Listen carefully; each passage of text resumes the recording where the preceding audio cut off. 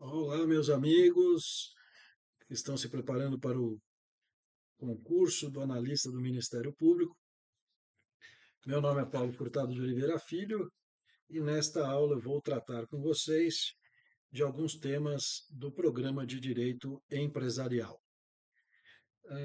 Em matéria de direito empresarial, nós sabemos que a disciplina do direito empresarial, a partir do Código Civil de 2002, foi trazida exatamente para esse diploma legal, não é? Então, nós temos nos artigos 966 a 1195 do Código Civil o livro do direito de empresa, que revogou a parte primeira do Código Comercial de 1850. A única parte que está em vigor do Código Comercial de 1850 é o livro do Comércio Marítimo. Não é? No mais, a atividade empresarial vem regulada no Código Civil, que trata do empresário, da sociedade empresária e do estabelecimento empresarial, e também o direito de empresa está disciplinado em leis especiais, como a Lei de Sociedades por Ações, 6.404 de 1976, e a que trata da recuperação de empresas e falência, a 11.101 de 2005. Então, o Código Civil inaugura a disciplina do direito de empresa, fala que o empresário é quem explora atividade econômica, organizada e profissional. Então, é alguém que se dedica à prestação de serviços, à produção de bens ou à comercialização de bens. Então, isso é atividade econômica. Produção de bens, comercialização de bens, prestação de serviços, de maneira que o empresário é quem organiza, não é ele pessoalmente quem faz o desempenho da atividade, ele organiza os meios de produção, contrata mão de obra, investe em máquinas, em equipamentos, investe em instalações do seu estabelecimento, para com isso estruturar a produção, a comercialização, a prestação de serviços. Né? Então, o artigo 966 é importante que vocês olhem, porque ali estão os elementos essenciais da atividade empresarial. Empresário é quem exerce profissionalmente atividade econômica organizada. Então, tem esses elementos essenciais: atividade econômica, organizada e em caráter profissional. É alguém que faz isso habitualmente, com fim lucrativo, prestando serviços, comercializando produtos ou produzindo produtos para o mercado. Então, é importante ter o artigo 966 na cabeça. E saber também que no parágrafo único o legislador quis dizer que não são empresários os profissionais intelectuais, aqueles cuja atividade está preponderantemente na mente, atividade intelectual. Para desenvolvimento dessa atividade, ele não precisa de uma estrutura física, ele não precisa de equipamentos, um estabelecimento, ele precisa, na verdade, do conhecimento. Então, a atividade intelectual, ela é considerada não empresarial, são as profissões liberais. O médico não é empresário, o advogado não é empresário, o psicólogo não é empresário, não é? São os profissionais intelectuais tratados por outro ramo do direito. Mas lembrem, o artigo 966, parágrafo único, na parte final, vai usar a expressão elemento de empresa. Então, profissionais intelectuais não são empresários, a menos que a sua atividade configure elemento de empresa. Ou seja, a menos que a sua atividade intelectual esteja hierarquicamente inferior, naquele caso, à própria estrutura empresarial. Então, se o médico atende no consultório dele com outro médico, dois médicos, ou ele médico como auxiliar, ele não exerce uma atividade empresarial. A partir do momento que esse médico passa a explorar uma atividade hospitalar, em que ele coordena os fatores de produção, ele tem que ter toda uma atividade relacionada à contratação da mão de obra, à contratação dos profissionais, aí sim essa atividade passa a ser empresarial. Então, cuidado com essa expressão elemento de empresa, porque ela serve para definir a atividade intelectual se transformando em atividade empresarial. Tudo bem? Bom, mas no Brasil e na maioria dos países, a atividade empresarial mais importante não é explorada individualmente, pelo empresário individual. A atividade economicamente mais importante, ela é explorada por sociedades empresárias. Então, no direito brasileiro, quando duas ou mais pessoas querem unir os seus esforços, seus recursos financeiros, para explorar uma atividade econômica com o objetivo de partilhar os lucros, eles estão constituindo uma sociedade. Atenção, basta a presença dos elementos do artigo 981 para que já se caracterize a sociedade. Então, isso é importante. No direito brasileiro, a caracterização da sociedade empresária se dá pela exploração da atividade econômica. Não é? A aquisição da personalidade jurídica se dá com o arquivamento do ato constitutivo na junta comercial. Então, atenção para esses dois momentos da vida empresarial societária. A sociedade já existe a partir do momento em que duas ou mais pessoas reúnem seus esforços e seus capitais para explorar a atividade econômica com finalidade lucrativa. Então, o exercício da atividade já caracteriza aquela sociedade como empresária e ela só adquire personalidade jurídica quando os sócios arquivarem o ato constitutivo na junta comercial. Portanto, é importante vocês olharem os elementos essenciais da sociedade, artigo 981, e perceberem que a aquisição da personalidade jurídica só se dá quando houver o arquivamento do ato constitutivo na junta comercial, artigo 985. Tudo bem? Bom, no direito brasileiro, quando os dois sócios ou mais quiserem constituir uma sociedade, eles têm um rol taxativo de tipos societários para que eles possam escolher um deles. Então, no direito brasileiro, não existe liberdade para a adoção de um tipo societário empresarial. Então, o artigo 983 vai dizer: olha, quem quer explorar uma atividade e constituir uma sociedade empresária tem que escolher um daqueles tipos societários: sociedade em nome coletivo, sociedade em comandita simples, sociedade em comandita por ações, sociedade limitada e sociedade anônima. Então, o que acontece quando o sócio resolve adotar um desses tipos societários? Ele está escolhendo o tipo societário conforme a responsabilidade dele, sócio, por dívida da sociedade.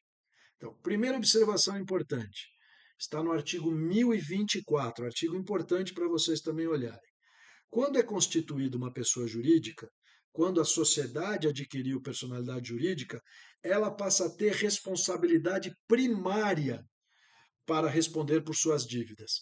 Porque com a personalidade jurídica da sociedade, o que é dela, os bens são de propriedade dela e as dívidas são dela.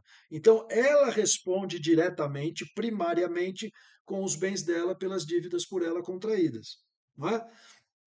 Agora, dependendo do tipo societário, diz o artigo 1024, depois de esgotado o patrimônio da sociedade, os sócios podem vir a responder.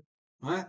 Então, no direito brasileiro, tem tipos societários em que o sócio tem uma responsabilidade ilimitada por dívida da sociedade. É a sociedade em nome coletivo. Quem é que no Brasil vai querer ser sócio em nome coletivo? Ninguém. Então, no direito brasileiro, o que nós temos?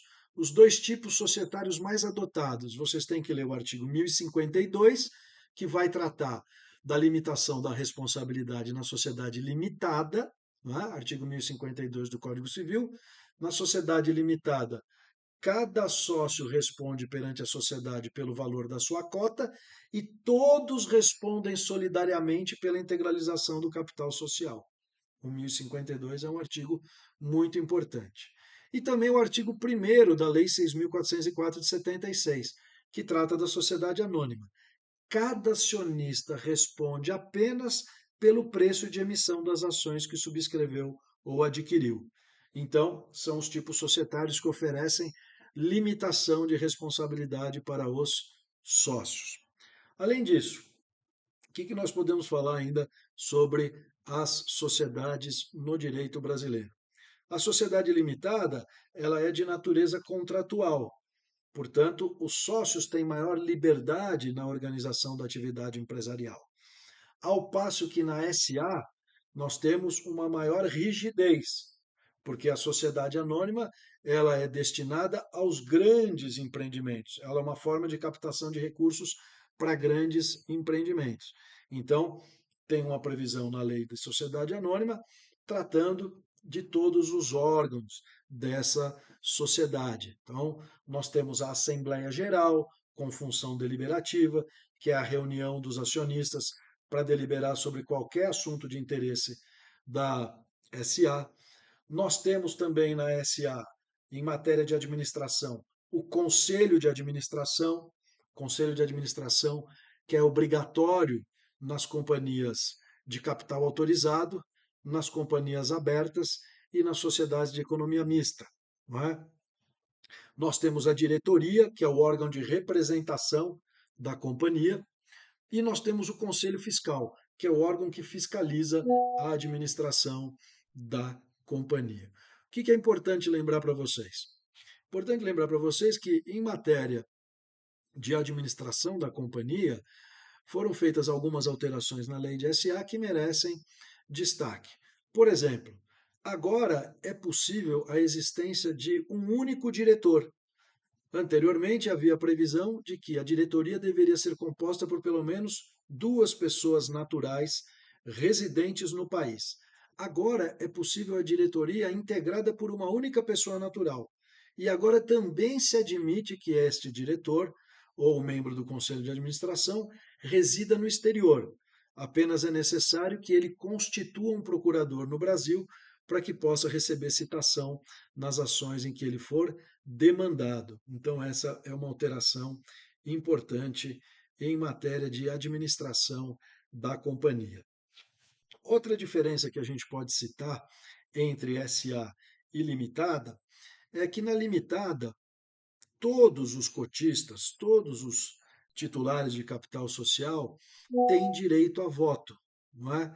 Os cotistas são titulares de direitos essenciais, como o direito de participação dos lucros, o direito de fiscalizar a administração, o direito de retirada em situações previstas em lei e o direito de voto, direito de participar das deliberações. Já na SA, nós temos a divisão do capital em ações ordinárias. Ações ordinárias são ações que dão todos os direitos comuns aos acionistas, é o direito de participar dos lucros, o direito de votar, o direito de retirada, o direito de fiscalizar a administração. Mas é possível que na SA sejam criadas ações preferenciais. Ações preferenciais que, nos termos do artigo 17 e 18, podem outorgar algo a mais, vantagens econômicas, por exemplo, receber a sua parte no dividendo antes do titular de ação ordinária, e vantagens políticas, por exemplo, ter direito de vetar determinadas deliberações. Não é? Mas é importante dizer que o estatuto social de uma sociedade anônima pode suprimir o direito de voto das ações preferenciais. Então, é muito comum no Brasil que as companhias, no seu estatuto, deem uma vantagem econômica para o titular de ação preferencial, mas, ao mesmo tempo, retirem o direito de voto. O que é importante saber? Importante saber que, quando uma companhia retirar o direito de voto das ações preferenciais, ela não pode emitir ações preferenciais em quantidade superior a 50% do total das ações. Então, quando ela resolver emitir ações preferenciais sem voto, ela tem que, no máximo, fazê-lo numa quantidade que não supere 50% do total das ações do capital. Ou seja, os outros 50% do total das ações deve ser de ordinárias votantes ou preferenciais que tenham direito de voto. Outro ponto importante: outorgada vantagem a uma ação preferencial, como o recebimento de dividendos prioritários, e retirado o direito de voto, caso esta vantagem patrimonial não se efetive, por 3 exercícios seguidos, o preferencialista recupera o direito de voto. É o que está no artigo 111. Tá? Então, nós temos essas situações específicas previstas para o titular de ação preferencial. E é importante também falar que na última alteração feita para o tratamento de titulares de ações de sociedades anônimas, foi introduzido no direito brasileiro o voto plural. Então, o artigo 16A e 110A tratam da possibilidade do estatuto outorgar a determinada classe de ações ordinárias o voto plural. Portanto, pelo voto plural, a cada ação ordinária não corresponderá apenas um voto, mas corresponderá tantos votos quantos previstos no estatuto, mas no limite máximo de 10. Então, isso faz com que o titular daquela ação ordinária de classe com voto plural tenha um poder político superior, aonde um titular de ação ordinária que não tem voto plural, que tem um voto para cada ação ordinária. Então, voto plural é aquele que atribui a cada ação ordinária um número de votos superior ao número das ações. A cada ação corresponderá um número de votos previstos no Estatuto, 3, 5, 7, 9, até um máximo de 10, é o que está previsto no artigo 110A e 16A da Lei 6.404 de 76. Passando agora para um outro tema, que vale a pena nós nos aprofundarmos um pouco, é aquele que trata da recuperação de empresas e falência no direito brasileiro, que é disciplinado pela Lei 11.101 de 2005. Então, artigo 1º da lei vai dizer quem está sujeito à incidência da lei. Então, são os empresários. Nas sociedades empresárias, os empresários é que estão sujeitos à decretação de falência e, portanto, também têm direito à recuperação. Já o artigo 2º vai tratar das sociedades empresárias excluídas da incidência da lei.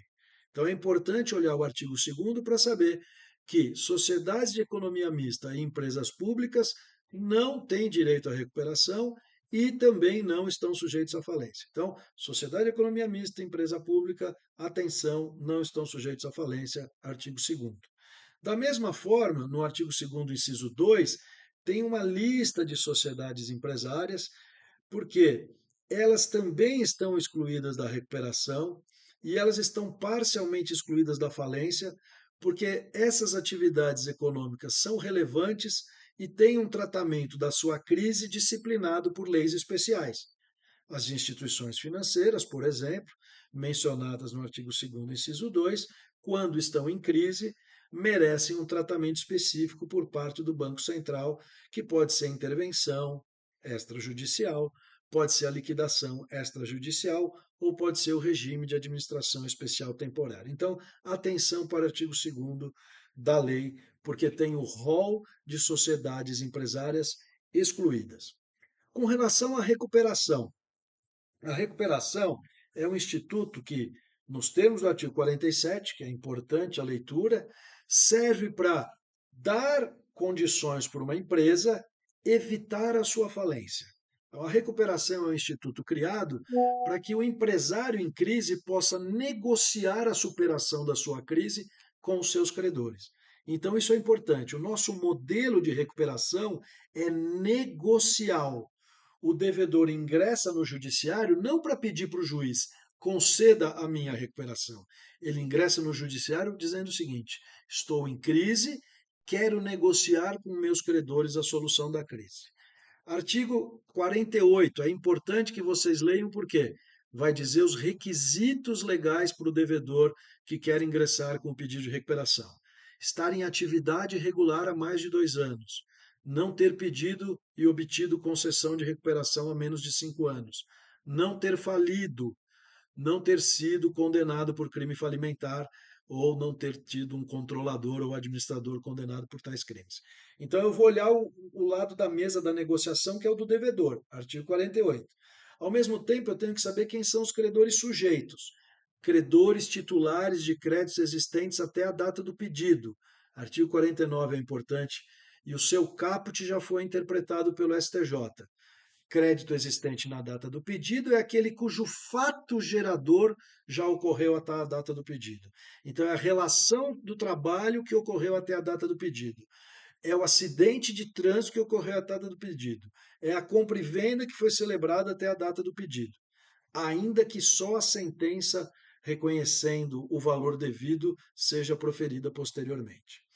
Agora, se eu leio o artigo 49 caput e chego à conclusão, em princípio, que todos os créditos existentes até a data do pedido estão na negociação coletiva, os parágrafos do 49 são importantes. Então, vocês têm que ler o parágrafo terceiro e o parágrafo quarto. Os credores não sujeitos à recuperação. Os credores fiduciários. Credores cujos créditos estão garantidos por alienação fiduciária de bens móveis, imóveis ou direitos de crédito. Não estão sujeitos à recuperação também. Credor por arrendamento mercantil. Então, esse daí pode prosseguir com os seus pleitos individuais para recebimento do crédito. O vendedor, na compra e venda com reserva de domínio. O promitente, vendedor de imóvel, com cláusula de revogabilidade e retratabilidade, também não se sujeita à recuperação.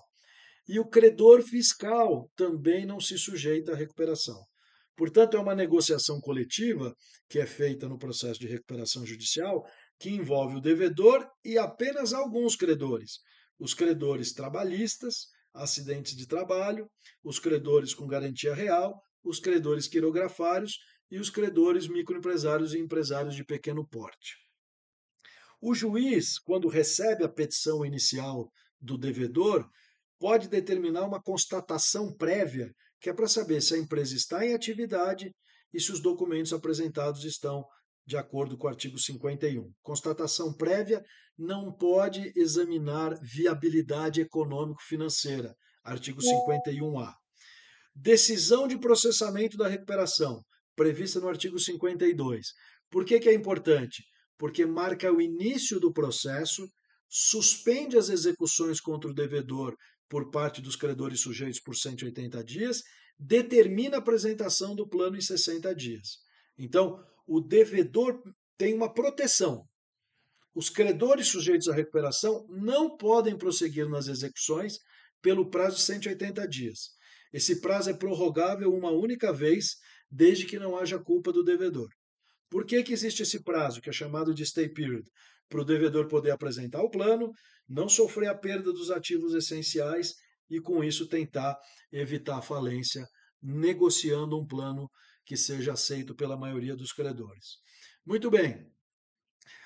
Credores não sujeitos à recuperação não são atingidos pelo stay period, mas o artigo 49, parágrafo 3º vai dizer: não pode o credor não sujeito à recuperação querer retomar a posse de bem de capital essencial. Então, a proteção que a lei dá é: devedor, você terá direito de manter a posse de bem de capital essencial pelo prazo de 180 dias. E o STJ já disse: bem de capital é uma máquina, é um equipamento, pode ser uma semente, mas não é o dinheiro ou o produto que foi obtido com a plantação. Então, o STJ deu uma interpretação restritiva a bem de capital. Não é? Muito bem. Devedor apresenta o plano em 60 dias. Os credores são convocados a se manifestar. Então, é convocada a Assembleia Geral de Credores. A Assembleia Geral de Credores é o órgão que reúne os credores para deliberar sobre o plano.